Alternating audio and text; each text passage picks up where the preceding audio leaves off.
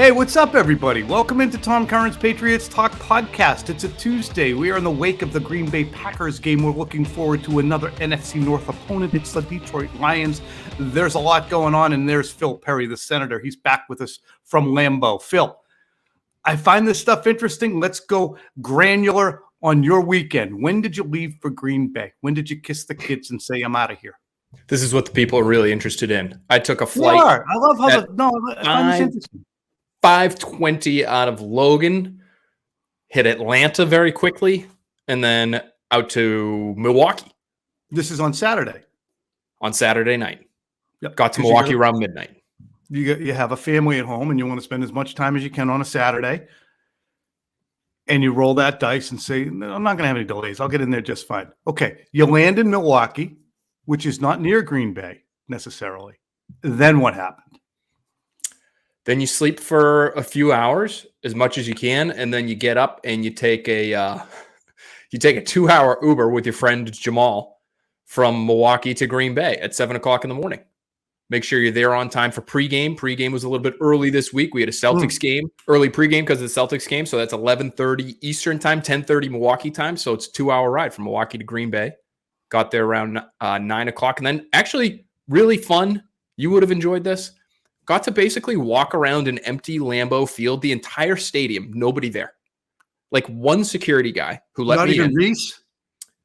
Reese wasn't there yet. You might have had one network camera crew there. There was, I think, one person on the field when I finally got up to the press box, but I got to walk around all of Lambeau, all through the concourse, all through the bowels of the stadium, all the tunnels, on the sideline, get up to the press box on sort of my own sweet time. Because I did have a few minutes to kill before pregame, but that was kind of cool. I felt like the only guy in the entire building, so got to soak it all in, the history of it all. And this is cool. And let's make it about me. In 2000 and what year did Favre go to the Jets? 08? 08. So at that point, I was working for NBC Sports.com, the national one, and I had gone out to Green Bay to cover Green Bay Packers training camp, and it coincided with that whole Brett Favre retire, don't retire, traded him to the Jets situation. Rodgers was, in waiting, and I was there for like 3 days in Appleton, just sashaying around Green Bay, and I would walk, because I like to walk when I'm out there, and you just walk out of Lambeau Field and take a right, and you're in a neighborhood. You're just walking down the street with tree lined and small, 1,600 square foot houses with fences and cars and driveways and dogs barking. It's really, really interesting. So, all right, enough about me. Let's get back to Phil. Phil, games played. We'll get to the game, but again, let's get granular. Game ends. You pod with me at 9 our time, 9:30 our time. Then what? Then I drove back. Did a little writing, drove back with our buddy Mike Reese. So I didn't have a car to get to the stadium, but Reese did have a car. And so I drove back to Milwaukee. With Reese because we were staying at the same hotel by the airport in Milwaukee. We both were on a 6:40 a.m. flight Monday morning out of Milwaukee back to Boston, direct flight, nice and quick. So we had a 2-hour ride together, me and Reese. It's very nice, a lot of fun. Love that guy. You're great. Love it. Love it. Love it. I can't tell you how much I appreciate this. He kept saying that to me because I drove. I actually took the wheel. Listen, we were both pretty tired, but I said, hey, Mike, you're doing me a favor here. I'm happy to drive. I'm good to drive. You and I have done some late night drives back from MetLife before. Yes, we have. In a rental car. So it really wasn't that bad. We had the guy said the guy's the best. I don't think we even had the radio on the entire time. No. Oh my God. We one time drove back from Buffalo because of a tremendous blizzard. Reese and I with an NFL official who's from the area, and we had an unbelievably fun ride. He didn't give up any secrets. We just had a great ride back, and Mike Reese loves officials to begin with. So I had to pull him down out of the clouds when we finally dropped off the rental car, because I think we rented a car to drive out there. Oh, we rented a car to drive back, actually, because we were supposed to fly. All flights were canceled. But he was in the clouds because we got to ride with an official for 7 hours. All right, you get back, and then So your day is not done. You just came back. You kissing babies, or do you go straight to Needham to get ready for the breakdown? No, not straight to, because I think we got back around 11 a.m. and All we right. start taping for the breakdown around 3 o'clock. So had some time, get home, shower, finish writing a couple things. Tried to watch a little bit of the game because there are plays, we have a pre-show meeting for the breakdown with Ted Johnson. He has some plays that he has in mind that he wants to show. I have some things that I think are interesting. So we mind meld on that with our producer, Steve Hamblin. And so we got the show ready, and then we went over to Needham and started taping at 3. Yep. And then we're off and running. Then we're doing NBC 10. Boston hits at 4 and 5. We've got the show at 6. Got early edition at 6:30. It was a full day. It was good times. Definitely a full day. Good to have you back. Good to have you safe. Enough of the Diet Phil's journal. Let's now listen. You're the one who wanted to go granular here. That's all. No, I didn't blame you. No, but I think for the I want people, the listeners to know that, though. I want the listeners to know that. No, for the people, I think they're like, okay, that was really cool. Now I know how the sausage that Phil made got made. We're also going to have John Henry strip in the time code, the timestamp for when we actually start talking about the team. Good idea. Well, we're 4 games in. Ostensibly the quarter pole, even though the NFL has added an extra game. We're still going to call it the quarter pole. Let's make some assessments about where the Patriots are and what we know about them through 4 games. Question 1, Phil. Has the new offense they installed worked? Sure. It's kept them competitive. I wouldn't say they've lost games necessarily because of their offense outside of that Miami game, but I think it's working and it's getting better. I just think there are certainly areas in which they could make life a lot easier on themselves, and I'm not sure why they haven't done that yet. I'm just looking at some of the numbers now. You said that a few times. In what ways? Because you've been on this RPO and do some of the things that Mac likes, and you really seized on some of the things that the team did with Bailey Zappi as his day went along. What are some of those specific things? Play action. Can we just start with play action? The Patriots going into this game against the Packers were the lowest usage play action team in the NFL. Just under 11% of Mac Jones's throws were play action throws. And Bill Belichick told us earlier in the year, hey, play action not so hot when teams are blitzing. So you get a team that blitzes you a lot, we're not going to throw a lot of play action. But okay, after 3 games, was everybody just blitzing all the time? Did you see nothing but man coverage? That was another thing he told us, that suddenly play action doesn't work against man coverage. He obviously knows way more football than I do. I've just never heard that before in terms of a reason for why your team would be low on the league-wide list of play action. Who are you trying to sucker on play action? You're trying to sucker the safety and the linebackers generally and make them freeze. I mean, the corners have to have a half an eye in, but they're really locked in on the wide receiver during playing man. So they're not going to heartbeat that. I find that interesting that he would say that playing man renders play action moot. Yeah, I just found it interesting too. And again, I'm sure if he were to go more in depth on it, it would make more sense to us. But either way, those are generally, Tom, even the teams that play the most man-to-man defense in the league, they don't play 100% man. They play about 50% man. That's a very high man-to-man percentage across football. Teams like the Dolphins, the Patriots, they're sort of right at that 50% mark. Okay, well, there's half the snaps, half of your passing attempts. Ostensibly, you would have the opportunity to run play action. So that's one area they just haven't really been leveraging. Same with RPOs. We saw some more of those in the Pittsburgh game, but going into week 4, they were one of the few teams in football who hadn't yet had an RPO completion. And we know this is something that Mac Jones actually pushed to use this offseason as they were putting this new offense together, because he liked the way they used him at Alabama. He saw how Nick Saban used to explode at practice because Alabama couldn't stop the RPO. Now, you don't want to create your entire offense around an RPO type of system. It's probably not a great idea, but as an occasional lever to pull, it is one of these concepts that can give you quote unquote free yards, because you're giving the quarterback a pretty easy decision to make just based on numbers that the defense is showing you. And if you have somebody who can make those types of quick throws, which Mac Jones can, it can really help your offense. And so they're at the bottom of the league in those two different categories going into this game. Yet we see in this game, both Brian Hoyer and Bailey Zappi use play action, and they are no longer the last team in the NFL when it comes to play action usage.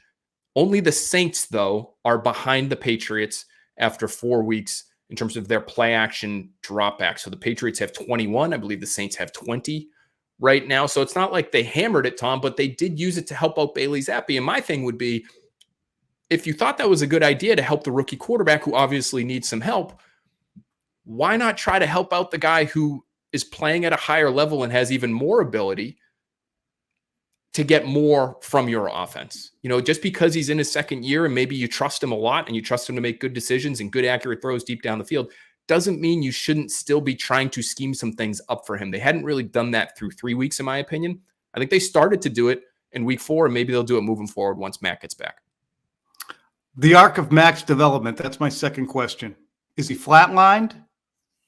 Is he regressed? I've made the contention that this season will ultimately, somewhere down the road, be better for him because it will build resilience and build a level of character.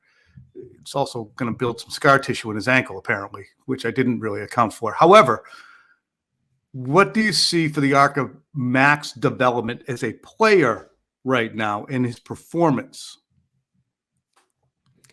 I think he's trying to do what he's told.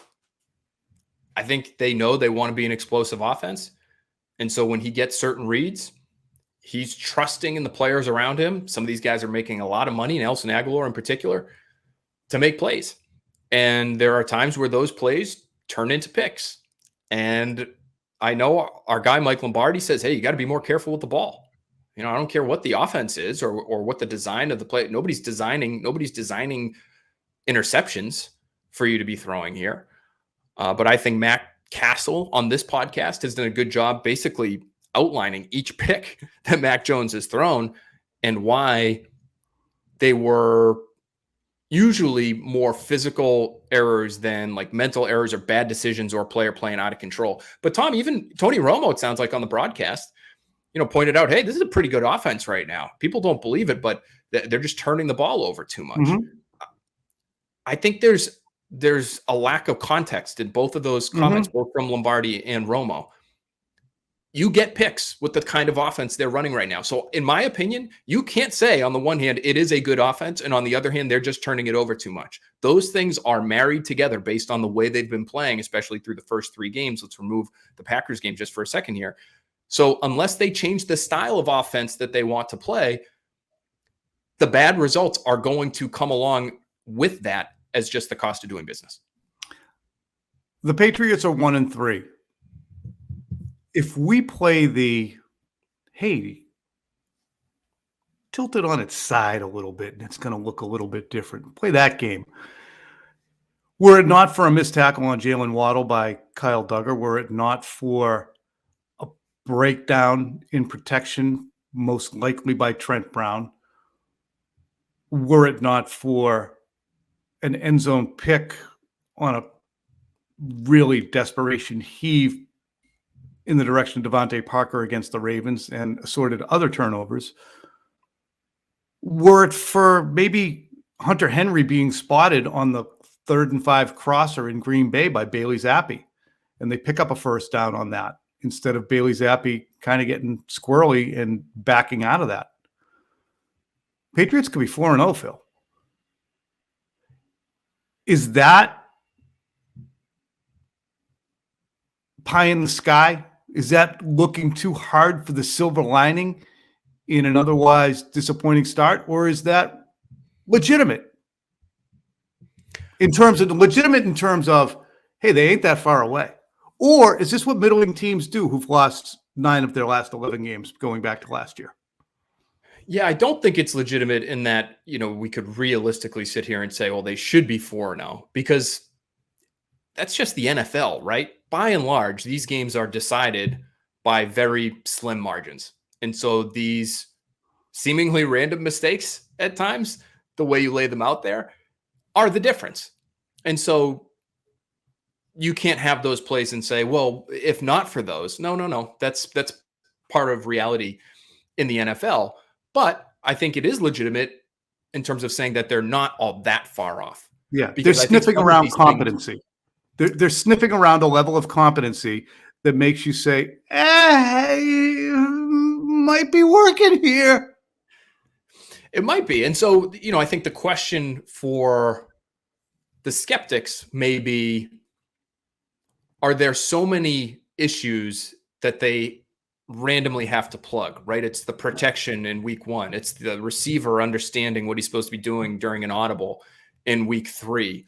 In week 4, that's injury to me. So again, I remove that one from the equation, but are there so many different little tweaks that need to be made that when you assemble them all together, you look at it big picture and say, there's so many dust bunnies that we have to clean up around this house that it's actually going to be a day-long project.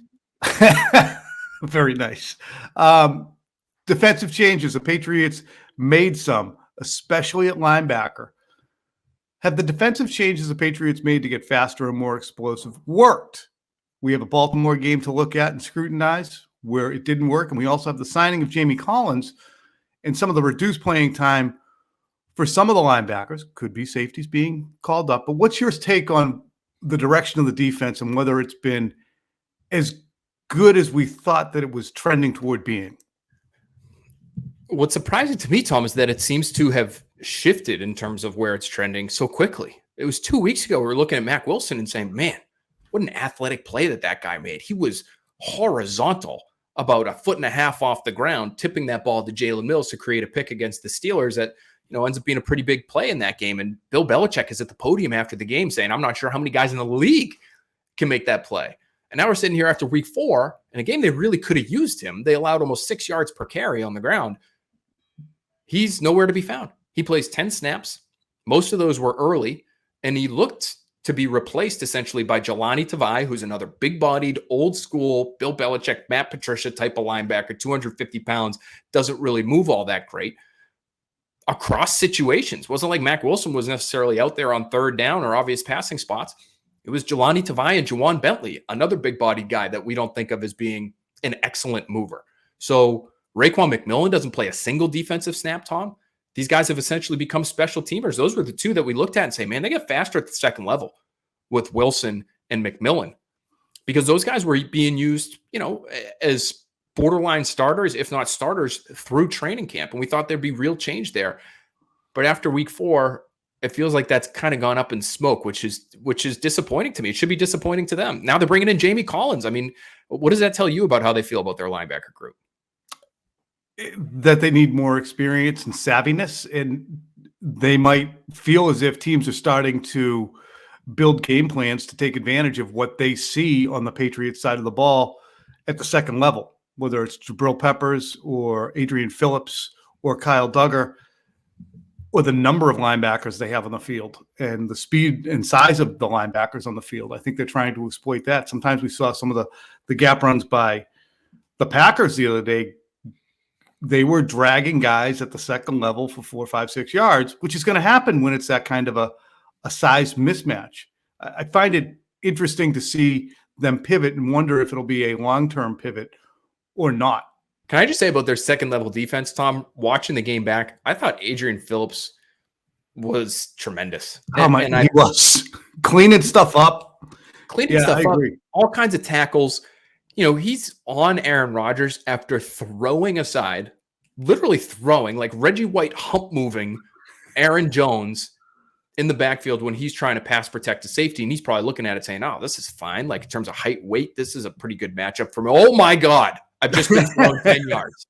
That's like the guy just consistently is so solid for them. And I feel like if it was Kyle Duggar, we would be talking about him in such glowing terms week after week after week because he shows up every single week. Whereas Duggar, what we both think has the ability to be a really consistent and very good player for them, doesn't necessarily show up with the same sort of consistency. So kudos to Adrian Phillips for being arguably their best linebacker, Tom, at the safety position. Yeah, it's funny because I'm going to cop to a couple of different situations prediction-wise where I got over my skis. One will be Cam McGrone, was a future Patriots Hall of Famer, being fitted for a red jacket. that running side by each with my Kendrick Bourne Debo Samuel prediction. Neither one seems to be panning out so far. Not ready to put up the white flag, though. Not ready to put up the white flag. Phil, should the Patriots raise the white flag on their DNA being intact from what it used to be?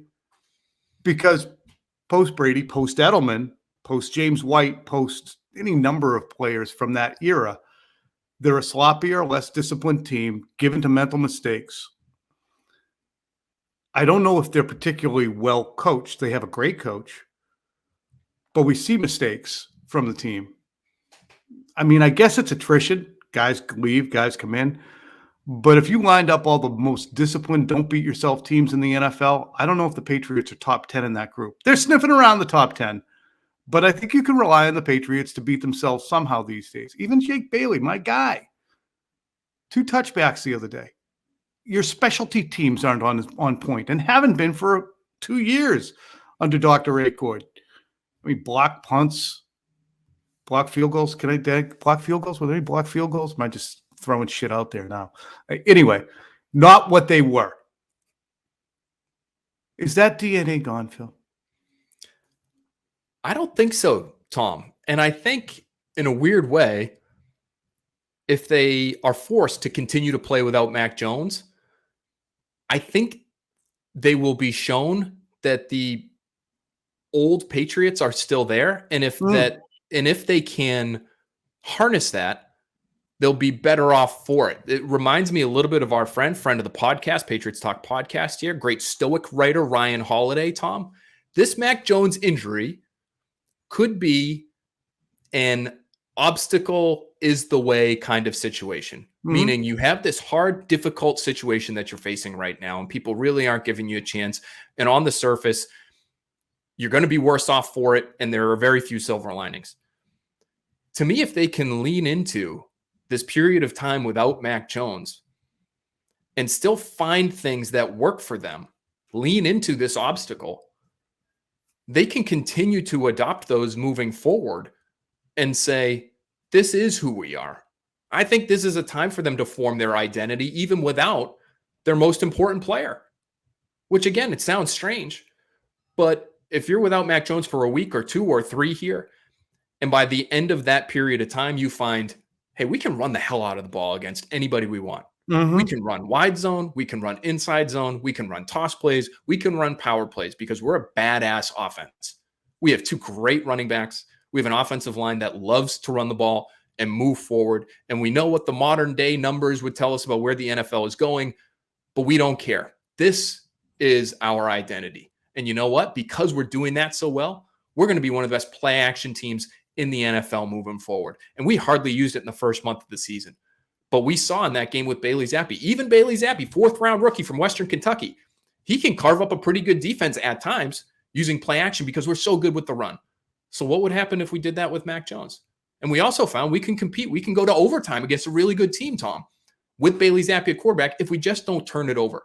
So if they can put all these things together with a better quarterback behind center, you could use this time with Mac Jones out of the fold to find out who you are and be better for it. So I think that sounds to me like the old Patriots. All of those things, not turning it over, running, passing when you need to. Tack on, too, I think though, it's still there. I think it's still there. And tack on things that, I was referring to. No touchbacks on punts. Now getting field position because they've already tweaked that with their return game and Marcus Jones. Getting field position on special teams. Creating that. Having a game plan that really limits Aaron Rodgers to looking sub-pedestrian in the first half of a game. And they have a golden opportunity this week to go up against a team that they should be better coached than in Dan Campbell. Now, I poke fun at Dan Campbell. When you look at Dan Campbell, he's easy to poke fun of, especially his verbiage and the things that he's put out there. But Dan Campbell's Miami Dolphins beat the Patriots 20-10 at the end of 2015 in a game the Patriots had to have. And while the Lions, the Patriots' opponent this week, are allowing the most points in football, they're also scoring the most points in football. And it really looks like his team is having a good friggin' time. This is a really fascinating matchup. Can the Patriots frustrate the Lions? Can Bill Belichick flex his giant gray matter against blood and guts Campbell? I think I thought your take on that, which I hadn't heard broached prior, is awesome. That this is an obstacle is the way type of situation the Patriots find them in. And this is an awesome matchup to make Detroit look like Detroit doesn't want to look. I wonder, Tom, now what's really entertaining about the Lions, aside from their head coach, is that they've scored more points than anybody and they've given up more points than anybody through 4 weeks of this season. So they're going to light up the scoreboard one way or another, multiple ways probably. And I would worry a little bit about the Patriots defense in this one, as weird as that sounds, against the Jared Goff-led, Dan Campbell-led team. He can throw it. I don't give a shit how skinny he is. He can throw it. He can throw it a little bit. I think he's probably he can throw it more than a little bit. A little bit. I think he's held back a little bit by some decision-making stuff. A lot was made of when he was with Sean McVay, how that, the hand-holding that went on there. It sounds similar to what's going on with Jimmy Garoppolo and Kyle Shanahan right now. But the Patriots, Tom, they're allowing 5.1 yards per carry, their defense this year. 5.1. That's 29th in the NFL. The only teams worse are the Bears, Chargers, and the Lions. So that maybe this is just a run-heavy game on both sides. A little bit like, it was for stretches in Green Bay. And, we just set football back a few decades and say, hey, both teams are going to run it 40 times here with Bailey Zappi under one center and Jared Goff under another. I still would find that to be an entertaining game just because of the not mismatch, but the opposite personalities on both sidelines here at head coach. All right. Well, we've gone the whole pod. We haven't talked about quarterbacks. And you know what? There's really no reason to talk about quarterbacks because we don't know what's going to happen day by day, Phil. Day by day. Day by day. Oh, dear Lord. 3 things I pray. That being the case, look, if Hoyer can't go, it's Bailey Zappi again. And if Hoyer can go in this climate, I'll be a little bit surprised, especially for a 36-year-old. What's the upside? Do we want to have second concussion or what? The quick? No, you don't. Nobody wants it, even if you're 25. So let's presume Bailey Zappi until further notice and not spend a whole lot of time on discussing Bailey Zappi because everybody's pretty much zappied out and we can zappy him later in the week. But, ladies and gentlemen, I do want to mention that we have the triumphant return of Irrelevant Questions with Josh Uche. It was supposed to be Dietrich Wise. Dietrich clearly forgot our appointment at the end of last week, so it became the Uche Man. And you are going to love the Uche Man. I had no idea this guy was this much fun, Phil. He's a lot of fun. We talked to him right after the draft on Next Pats. We did a Zoom call. He was great then, talking about Madden, how he used to play with the Patriots. He used to be Jamie Collins in Madden. That's the guy that he would highlight and he would run around with. He's a lot of fun back then, so it doesn't surprise me. He had a good chat. Nice. Circle back with more Madden questions coming up. All right, John, Skull Crusher, Henry, roll the Uche Irrelevant Questions. And ladies and gentlemen, we will talk to you again on Thursday with another Tom Curran's Patriots Talk. All right, ladies and gentlemen, it's the great Josh Uche joining me for another round of Irrelevant Questions. And I'm going to be honest with you. I was supposed to do this with Dietrich Wise, and I haven't been able to find him. So I'm going to stick to the script. Have you ever met anybody else named Dietrich? I have not. Yeah. I have not. No. He's one of one. He's one of one. But I figured because he's got a Dietrich Wise Jr., he was going to tell me, yeah, my dad. We're going to skip on to the next one. I'm guessing you were always a big kid.